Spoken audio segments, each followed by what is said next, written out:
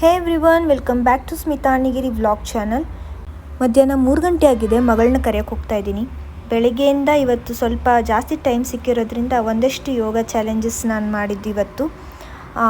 ಹಾಗೆ ನಾರ್ಮಲ್ ಯೋಗಾಸನ ಮಾಡಿಬಿಟ್ಟು ಸ್ವಲ್ಪ ಯೋಗ ಚಾಲೆಂಜಸ್ನ ನಾನಿವತ್ತು ಟ್ರೈ ಮಾಡಿದೆ. ಒಂದು 3-4 ಟ್ರೈ ಮಾಡಿದೆ. ಅದರಲ್ಲಿ 1-2 ಮಾತ್ರ ಚೆನ್ನಾಗಿ ಬಂದಿದೆ. ಅದನ್ನು ನಾನಿವತ್ತು ಶೇರ್ ಮಾಡ್ಕೊಳ್ತಿದ್ದೀನಿ ನಿಮ್ಮ ಜೊತೆಗೆ. ಹಾಗೆ ಇದನ್ನೆಲ್ಲನೂ ನಾನು ಶಾರ್ಟ್ಸಲ್ಲಿ ಕೂಡ ಹಾಕಿದ್ದೀನಿ. ಇದು ಹ್ಯೂಮನ್ ವಿಂಡ್ಮಿಲ್ ಚಾಲೆಂಜು, ಮತ್ತು ಇದು ನಾರ್ಮಲ್ ಯೋಗಾಸನ ಮಾಡುವಾಗ ಸುಮ್ಮನೆ ನಾನು ಫ್ಲೆಕ್ಸಿಬಿಲಿಟಿಗೋಸ್ಕರ ಟ್ರೈ ಮಾಡ್ತಾ ಇದ್ದಿದ್ದು. ಮಕ್ಕಳಿಬ್ಬರನ್ನು ಕರೆಯೋಕ್ಕೆ ಹೋಗಬೇಕು. ನೋಡಿ, ಇದು ದಾಸವಾಳ ಹೂ ಸುಮ್ಮನೆ ಒಂದು ಕಡ್ಡಿ ಚುಚ್ಚಿದ್ದು ಅದೆಲ್ಲ ಎಷ್ಟು ಚೆನ್ನಾಗಿ ಅರಳಿದೆ. ಮಳೆ ಬಂದು ಈ ಸೀಟೆಲ್ಲ ಒದ್ದೆ ಆಗಿಬಿಟ್ಟಿದೆ. ಅವರಿಬ್ಬರನ್ನ ಕರ್ಕೊಂಡು ಮನೆಗೆ ಬರೋ ಅಷ್ಟೊತ್ತಿಗೆ ಮಳೆ ಬರದೇ ಇದ್ದರೆ ಸಾಕು. ಈ ವೆದರ್ ನೋಡಿ ಹೆಂಗಿದೆ, ಸ್ವಲ್ಪನೂ ಬಿಸಿಲೇ ಇಲ್ಲ. ಮಧ್ಯಾಹ್ನ 3 ಗಂಟೆ, ಈಗ ಏನೂ ಬಿಸಿಲಿಲ್ಲ. ಮಕ್ಕಳಿಬ್ರು ಸ್ಕೂಲಿಂದ ವಾಪಸ್ ಕರ್ಕೊಂಡು ಬಂದಾಯಿತು. ಸ್ವಲ್ಪ ಫ್ರೆಶ್ ಅಪ್ ಆಗಿಬಿಟ್ಟು ಮತ್ತೆ ವ್ಲಾಗ್ನ ಕಂಟಿನ್ಯೂ ಮಾಡ್ತೀನಿ.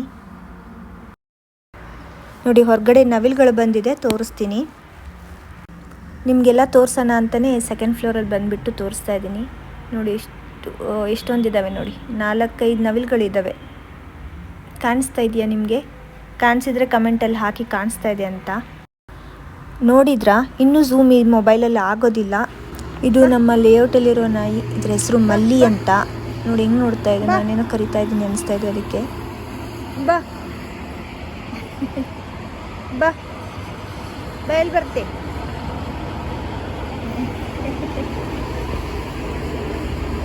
ಬಾ ಬಾ ಬಾ. ಪಾಪ ನನ್ನನ್ನೇ ನೋಡ್ತಾ ಇತ್ತು, ಕರಿತಾ ಇದ್ದೀನಿ ಅಂತ. ಆದರೂ ನಾನು 2nd ಫ್ಲೋರಲ್ಲಿದ್ದೀನಿ, ಅದು ನೋಡ್ತಾ ಇದೆ. ಇವತ್ತು ರಾತ್ರಿ ಊಟಕ್ಕೆ ಜೋಳದ ನುಚ್ಚು ಮಾಡ್ತಾ ಇದ್ದೀವಿ. ಆ್ಯಂಡ್ ಇದು ಜೋಳದ ನುಚ್ಚು.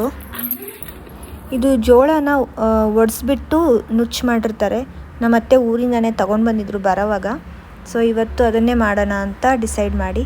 ನನಗಿಷ್ಟ ಆಗುತ್ತೆ, ತುಂಬ ಇಷ್ಟ ಆಗುತ್ತೆ.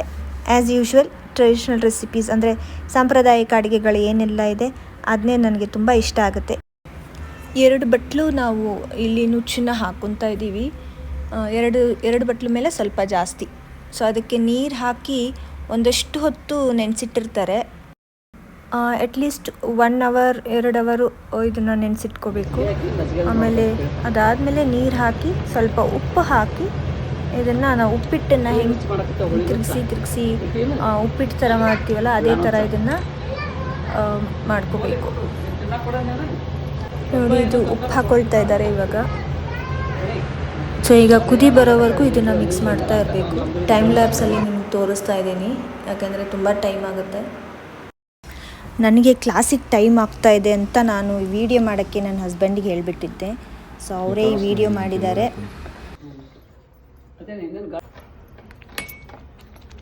ಇದಕ್ಕೆ ಮಜ್ಜಿಗೆ ಹಾಕಿದ್ರೆ ಹುಳ ನುಚ್ಚ ಇಲ್ಲಿಕ್ಕೆ ಹುಳಿ ಬಂದ ಹಿಂದಕಿನ ಮಂದಿ ಹುಳಿ ತರಿಸಿ ಹಾಕ್ತಿದ್ರಲ್ಲ, ಅದು ಹುಳ ನುಚ್ಚ. ಇದಕ್ಕೆ ಹುಳಿ ಮಜ್ಜಿಗೆ ಕಟ್ಟದು ಹಾಕ್ತೀವಿ ನಾವು ಅಷ್ಟೇ. ಈಗ ಅದು ಹುಳಿ ನುಚ್ಚ ಆಗಿಂದಾಗ ಉಣೋದು. ಆಗಿಂದಾಗ ಇದು ಹುಳಿ ಬಡ್ದದ್ದು ಏನಾಗ್ತದೆ, ಒಂದಿನ ಇಡಬೇಕಾಗ್ತದೆ.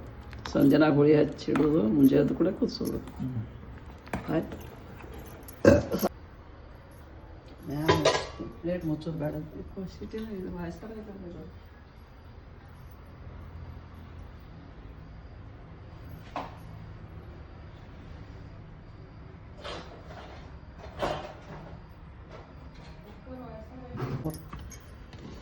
ಅದು ಒಲಿನ ಸಣ್ಣ ಕುದ್ರೆ ಏನಾಗಂಗಿಲ್ಲ. ಇದು ಪರಿಸರ ಮೇಲೆ ಇಡ್ತೇವಲ್ಲ, ಸ್ಟೀಲ್ ಬಾಣಿ ಕುರ್ಸೋದ್ಗೆಲ್ಲ ಹೊತ್ತಾವ. ಎಷ್ಟು 1 ಸೀಟಿ 2 ಸೀಟಿ 3 ಸೀಟಿ ಮಾಡಿಸ್ತಾನೆ. ಸರಿ, ಓಕೆ. ಈ ಜೋಳದ ನುಚ್ಚಿಗೆ ಮಜ್ಜಿಗೆನಾದರೂ ಹಾಕ್ಕೊಂಡು ತಿನ್ಬೋದು, ಅಥವಾ ಮಜ್ಜಿಗೆ ಸಾರನ್ನಾದರೂ ಹಾಕ್ಕೊಂಡು ತಿನ್ಬೋದು. ಇವತ್ತಿನ ವ್ಲಾಗ್ ನಿಮಗೆ ಇಷ್ಟ ಆಗಿದ್ದರೆ ಲೈಕ್ ಮಾಡಿ, ಚಾನಲ್ನ ಸಬ್ಸ್ಕ್ರೈಬ್ ಮಾಡಿ. ಸಿಗ್ತೀನಿ ಮತ್ತೆ ಮುಂದಿನ ವ್ಲಾಗಲ್ಲಿ.